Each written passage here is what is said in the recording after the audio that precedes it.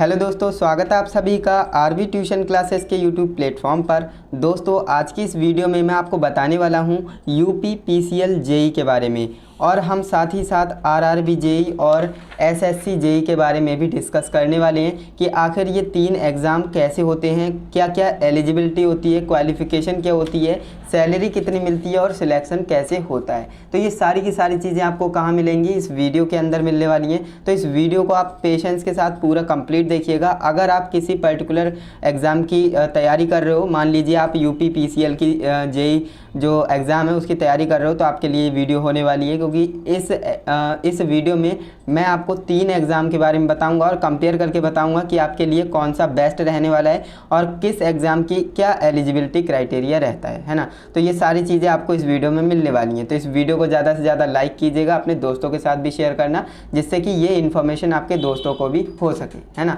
तो चलिए वीडियो शुरू करते हैं। तो सबसे पहले हम जान लेते हैं कि जो यूपी पीसीएल जेई होता है ना, तो ये क्या एग्ज़ाम होता है, इसकी क्वालिफ़िकेशन क्या होती है, उन सारी चीज़ों के बारे में हम जान लेते हैं। तो सबसे पहले हम जानेंगे कि यूपी पीसीएल की फुल फॉर्म क्या होती है ना। जेई की फुल फॉर्म तो आपको पता है, जूनियर इंजीनियर, लेकिन मैं आपसे पूछूं यूपी पीसीएल की फुल फॉर्म क्या होती है, तो इसकी फुल फॉर्म होती है Uttar Pradesh power corporation limited, है ना। यानी कि ये यूपी की ही एक जो है एग्ज़ाम है, यूपी का जो स्टेट लेवल एग्ज़ाम है, और स्टेट लेवल आपकी जो है यहाँ से गवर्नमेंट जॉब लगेगी, है ना। तो ये गवर्नमेंट वैकेंसी कैसी है, स्टेट लेवल है ना। तो Uttar Pradesh power corporation limited, और जेई की फुल फॉर्म क्या होती है, जूनियर इंजीनियर, है ना। तो इसकी क्वालिफ़िकेशन क्या होती है, तो देखिए सबसे पहले बात करें इसकी डिप्लोमा, है ना। तो आपके पास डिप्लोमा होना चाहिए अगर आप किसी एग्ज़ाम, जैसे कि मैंने आपको बताया यूपी पीसीएल जेई की अगर आप तैयारी करना चाहते हो, है ना, इस एग्ज़ाम में बैठने चाहते हो, तो आपके लिए क्वालिफ़िकेशन रहने वाली है डिप्लोमा। यानी कि मिनिमम आपके पास डिप्लोमा तो होना ही चाहिए। अब डिप्लोमा आपके पास किसी भी ट्रेड से हो सकता है, किसी भी पर्टिकुलर ब्रांच से हो सकता है। मान लीजिए आप मैकेनिकल इंजीनियर बनना चाहते हो, तो आपने मैकेनिकल से पॉलीटेक्निक किया होगा, है ना। अगर आप इलेक्ट्रिकल इंजीनियर बनना चाहते हो तो आपने इलेक्ट्रिकल से किया होगा। तो यानी कि आपके इंटरेस्ट से रिलेटेड जो भी आपकी ब्रांच है उसमें आपका मिनिमम डिप्लोमा होना ही चाहिए। अब बात करते हैं, यहाँ पर काफ़ी स्टूडेंट्स क्या समझते हैं कि हमारे पास अगर बीटेक है तो क्या हम इस एग्ज़ाम में बैठ जाएंगे, तो बिल्कुल नहीं, क्योंकि ये एक पर्टिकुलर ऐसा एग्ज़ाम है, सिर्फ इसी एग्ज़ाम में ऐसा होता है कि इसमें सिर्फ आपकी डिप्लोमा ही मांगा जाता है ना, डिप्लोमा ओनली। यानी कि सॉरी, इस एग्ज़ाम में जो है डिप्लोमा होल्डर्स को ही मौका मिलता है। यानी ये एग्ज़ाम काफ़ी बेस्ट समझ सकते हैं, क्योंकि देखिए होता क्या है, मान लीजिए इसमें अगर बीटेक की भी क्वालिफ़िकेशन होती तो होता क्या, डिप्लोमा वाले तो आते, साथ ही साथ बीटेक वाले भी आ जाते, तो इसमें होता क्या, कंपटीशन बढ़ जाता। लेकिन इस एग्ज़ाम में, है ना, जो स्टेट लेवल एग्ज़ाम है उत्तर प्रदेश का, जो कि पावर कॉरपोरेशन लिमिटेड का है, इसमें सिर्फ और सिर्फ डिप्लोमा होल्डर्स को ही मौका मिलता है। इस बात को आप ध्यान रखेंगे, है ना। तो यहाँ पर बीटेक वाले अलाउ नहीं किए जाते। ब्रांच इलेक्ट्रिकल इंजीनियरिंग, है ना। अगर आपके पास इलेक्ट्रिकल इंजीनियरिंग है तभी आप जो है इसमें आ सकते हैं, क्योंकि पावर कॉरपोरेशन लिमिटेड है ना, जैसे कि मैंने आपको बताया। लेकिन इससे रिलेटेड, है ना, और भी अगर आपकी कोई और ब्रांच है तो इससे रिलेटेड आपके आगे एग्ज़ाम है, उनके बारे में मैं आपको बताऊँगा। सिलेबस की बात करें तो इसमें टेक्निकल, हिंदी, रीजनिंग और जीके आपसे पूछा जाएगा। जो भी आपका एग्ज़ाम होगा उसका ये सिलेबस रहने वाला है। 4 आपके सब्जेक्ट रहने वाले हैं। टेक्निकल मतलब जो आपने डिप्लोमा की पढ़ाई की होगी तो उसमें आपने टेक्निकल चीज़ें पढ़ी होंगी, या फिर आईटीआई आपने की होगी तो पढ़ा होगा, तो वो सारी चीज़ें टेक्निकल में आती हैं, वो आपसे पूछा जाएगा। हिंदी के कुछ क्वेश्चन आएंगे, रीजनिंग के आएंगे और जीके के आएंगे, है ना। पे स्केल की बात करें, अब मान लीजिए आप एग्ज़ाम को क्लियर कर लेते हो, आपका सिलेक्शन हो जाता है, फिर बात आती है सैलरी कितनी मिलेगी। तो इसमें आपको जो सैलरी है वो 50K, है ना, 50,000 से आपको स्टार्टिंग सैलरी देखने को मिलेगी। एंड यहाँ पर जो है आपको काफ़ी सारे भत्ते देखने को मिलते हैं, जो भी भत्ते आपको मिलते हैं नॉर्मली वो यहाँ पर आपको देखने को मिलेंगे। इसके बाद जो एग्ज़ाम जो पेपर पैटर्न होता है, मैंने आपको बताया सिंगल पेपर रहने वाला है, और मेरिट बेस पर आपका एडमिशन जो आपका सिलेक्शन है वो होगा। देखिए आपका जो पेपर होगा सिंगल पेपर होगा, और पेपर को क्वालिफाई करने के बाद आपकी मेरिट बनेगी, और उसके आधार पर आपका क्या होगा, सिलेक्शन होगा।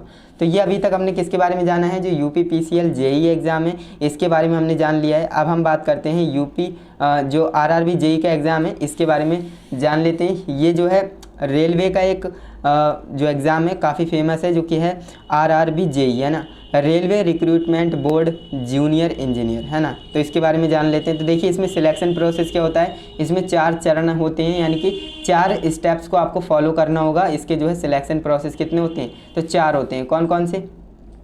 पहले आपको क्या करना होगा, सबसे पहले आपको RRB JEE का CBT 1 एग्ज़ाम को क्वालिफाई करना होगा, है ना। इसके बाद आपको RRB JEE का CBT 2 जो आपका एग्ज़ाम होगा उसे आपको क्वालिफाई करना होगा, है ना। इसके बाद डॉक्यूमेंट वेरिफिकेशन होगा और इसके बाद आपका मेडिकल टेस्ट होगा, है ना। जो भी नॉर्मली मेडिकल टेस्ट होता है वो आपका होगा। तो ये 4 स्टेप्स से आपको गुजरना पड़ेगा एंड इसके बाद आपका जो है सिलेक्शन होगा। तो ये आपका क्या है, सिलेक्शन प्रोसेस है किसका, RRB JEE का, है ना। अब इसके बारे में हम बात कर लेते हैं कि CBT 1 में आपसे क्या क्या पूछा जाएगा, किस सब्जेक्ट से कितने नंबर के क्वेश्चन आएंगे, है ना, नेगेटिव मार्किंग होगी या नहीं, सारी चीज़ें बताते हैं। तो देखिए सब्जेक्ट सबसे पहले बात करें CBT 1 में जो RRB JEE का होता है CBT 1, उसमें आपके सब्जेक्ट कितने होते हैं, तो टोटल आपके 4 सब्जेक्ट होंगे। पहला मैथमेटिक्स, दूसरा जनरल इंटेलिजेंस एंड रीजनिंग, तीसरा आपका होता है जनरल अवेयरनेस और चौथा होता है जनरल साइंस, है ना। तो मैथमेटिक्स से आपके 30 क्वेश्चन पूछे जाएंगे, जनरल इंटेलिजेंस एंड रीजनिंग से आपसे 25 क्वेश्चन पूछे जाएंगे और जनरल अवेयरनेस से आपके 15 क्वेश्चन पूछे जाएंगे और जनरल साइंस से आपके 30 क्वेश्चन पूछे जाएंगे। और सभी क्वेश्चन जो होंगे 1-1 नंबर के होंगे, तो 100 क्वेश्चन आपके 100 नंबर के हो जाएंगे। और बात करें टाइम की, तो यहाँ पर आपको टाइम कितना मिलेगा, तो 90 मिनट का आपको यहाँ पर टाइम देखने को मिलेगा। ओके, तो ये सारी चीज़ें आपको समझ में आ गई।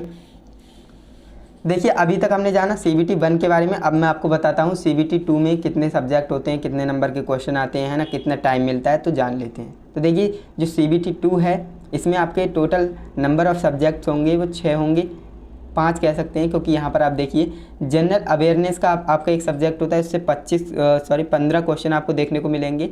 दूसरा आपका फिजिक्स एंड केमिस्ट्री होता है, जिससे आपको 15 नंबर के क्वेश्चन देखने को मिलेंगे, यानी कि हर क्वेश्चन 1-1 नंबर का होगा, है ना, 15 क्वेश्चन 15 नंबर की। इसके बाद जो तीसरा सब्जेक्ट आपका होगा कंप्यूटर एप्लीकेशन बेसिक्स, है ना, जो भी कंप्यूटर एप्लीकेशन के बेसिक्स हैं वो आप पढ़ लीजिएगा। 10 क्वेश्चन आपको देखने को मिलेंगे जो कि 10 नंबर के होंगे। एनवायरमेंटल एंड पॉपुलेशन बेसिक्स से आपको जो है 10 नंबर के क्वेश्चन देखने को मिलेंगे जो कि 10 क्वेश्चन होंगे। एंड यहाँ पर जो है टेक्निकल एबिलिटीज़ का जो है काफ़ी ज़्यादा वेटेज होता है। आप यहाँ पर देख पा रहे हैं टेक्निकल एबिलिटी। अब देखिए आपने पॉलीटेक्निक किया होगा तो आपने टेक्निकल चीज़ें काफ़ी पढ़ी होंगी, है ना, तो उनसे रिलेटेड आपके 100 क्वेश्चन आएंगे जो कि 100 नंबर के होंगे। तो यानी सबसे ज़्यादा वेटेज किसका है, तो टेक्निकल चीज़ों का ही है। क्योंकि देखिए आप पॉलीटेक्निक करते हो, अब काफ़ी स्टूडेंट जो पॉलीटेक्निक को हल्के में ले लेते हैं या जो ITI करते हैं हल्के में ले लेते हैं, पढ़ाई नहीं करते हैं, तो उन्हें दिक्कत कहाँ होती है ना, तो उन्हें दिक्कत यहीं पर होती है। क्योंकि आप देख सकते हैं सबसे ज़्यादा वेटेज इन्हीं चीज़ों का है जो कि आपने इग्नोर कर दिया था, पढ़ाई नहीं की थी, है ना, हंसी मजाक में गुजार दिया था पूरा साल। तो ऐसा नहीं करना चाहिए, क्योंकि यहाँ पर देख सकते हैं सबसे ज़्यादा वेटेज किसका होता है गवर्नमेंट एग्ज़ाम में, तो टेक्निकल चीज़ों का ही होगा अगर टेक्निकल एग्ज़ाम है तो, है ना। अब बात करें टाइम का, तो देखिए 120 मिनट का आपको टाइम देखने को यहाँ पर मिलेगा, है ना, तो काफ़ी ज़्यादा टाइम है, यहाँ पर आप अच्छे से इन चीज़ों को कर सकते हो। तो 150 क्वेश्चन 150 नंबर के आपको देखने को मिल जाएंगे। तो ये मैंने आपको बता दिया RRB JEE एग्ज़ाम के बारे में, है ना, और UPPCL JEE के बारे में भी हमने जान लिया है। अब हम जान लेते हैं SSC JEE, है ना, जो कि क्या है सेंट्रल लेवल एग्ज़ाम है। अब इसके बारे में हम जान लेते हैं अबाउट SSC JEE, है ना, staff selection commission junior engineer, है ना। तो इसके क्वालिफ़िकेशन की बात करें तो देखिए 10 प्लस पॉलीटेक्निक यानी डिप्लोमा। अगर आपके पास अगर आपने 10वीं पास कर रखी है और आपके पास डिप्लोमा है तो भी आप बैठ सकते हो, या फिर आपके पास BTech है तो भी आप बैठ सकते हो। तो देख सकते हैं इसमें आपका डिप्लोमा मांगा जा रहा है लेकिन BTech वाले भी अलाउ हैं, तो इसमें कंपटीशन क्या हो जाता है, बढ़ जाता है। लेकिन जो UPPCL JEE है ना, उसमें सिर्फ और सिर्फ डिप्लोमा होल्डर्स को ही मौका मिलता है, तो वहाँ पर जो है थोड़ा कंपटीशन कम हो जाता है, जिससे कि स्टूडेंट्स का जो है सिलेक्शन होने के चांसेस बढ़ जाते हैं, है ना। तो यहाँ पर बात करें SSC JEE में, तो इसकी क्वालिफ़िकेशन होती है 10 प्लस पॉलीटेक्निक डिप्लोमा, यानी 10th और डिप्लोमा आपके पास होना चाहिए तो आप बैठ सकते हैं, या फिर आपके पास BTech है तब भी आप इस एग्ज़ाम में बैठ पाएंगे। अब सिलेक्शन प्रोसेस की बात करें तो इसमें भी काफ़ी आसान सिलेक्शन प्रोसेस है। देखिए CBT 1 होगा, CBT 2 होगा, DB होगा और ज्वाइनिंग हो जाएगी। यानी कि CBT 1 एग्ज़ाम आपका 200 नंबर का होगा, जो कि मेरिट के नंबर आपके आएंगे, है ना, और जिसके नंबर क्या है मेरिट में जुड़ेंगे। और CBT 2 होगा जो कि 200 मार्क्स का होगा, जिसके नंबर मेरिट में जुड़ेंगे, और मेरिट में अगर आपका नाम आ जाता है तो आपका डॉक्यूमेंट वेरिफिकेशन होगा, देन आपकी ज्वाइनिंग हो जाएगी, है ना। अब इसमें आप देखिए CBT 1, इसमें टैक के जो है 100 नंबर है ना, जो टेक्निकल क्वेश्चंस होते हैं ना 100 सवाल पूछे जाएंगे, जो कि क्या है इंजीनियरिंग डिसिप्लिन के होंगे, है ना। जो भी आपने इंजीनियरिंग में सीखा है, डिप्लोमा में सीखा है या फिर बीटेक में सीखा है, उससे जो है 100 सवाल पूछे जाएंगे और नॉन टेक के जो है 100 सवाल पूछे जाएंगे, यानी टेक्निकल और नॉन टेक्निकल क्वेश्चन आपसे पूछे जाएंगे जो कि 100 होंगे, है ना। तो GI और GA यानी कि आपको समय कितना मिलेगा, 2 घंटे का समय मिलेगा, है ना। तो ये सारी चीज़ें आपको समझ में आ गया। जनरल इंटेलिजेंस और जनरल अवेयरनेस, इसका मतलब है कहीं आप कंफ्यूज हो GI और GA क्या है, तो जनरल इंटेलिजेंस और जनरल अवेयरनेस, है ना। तो देखिए जनरल अवेयरनेस से क्या पूछा जाएगा, हिस्ट्री, पॉलिटी और इकोनॉमी, है ना, इकोनॉमी और जियोग्राफी, फिजिक्स, केमिस्ट्री, बायोलॉजी, है ना, करंट अफेयर्स, इन सभी चीज़ों से क्या आएंगे, सवाल आएंगे किसमें, GA में। सॉरी आपको दिख नहीं रहा था। देखिए GA में आपसे हिस्ट्री, पॉलिटी, इकोनॉमी और जियोग्राफी, फिजिक्स, केमिस्ट्री, बायोलॉजी और करंट अफेयर्स से सवाल पूछे जाएंगे जो कि जनरल अवेयरनेस में होंगे, है ना। CBT 2 की बात करें तो आपको इसमें जो है टेक्निकल पार्ट ही मिलेगा, जैसे कि मैंने आपको बताया कैलकुलेशन वगैरह आपको यहाँ पर देखने को मिलेगा।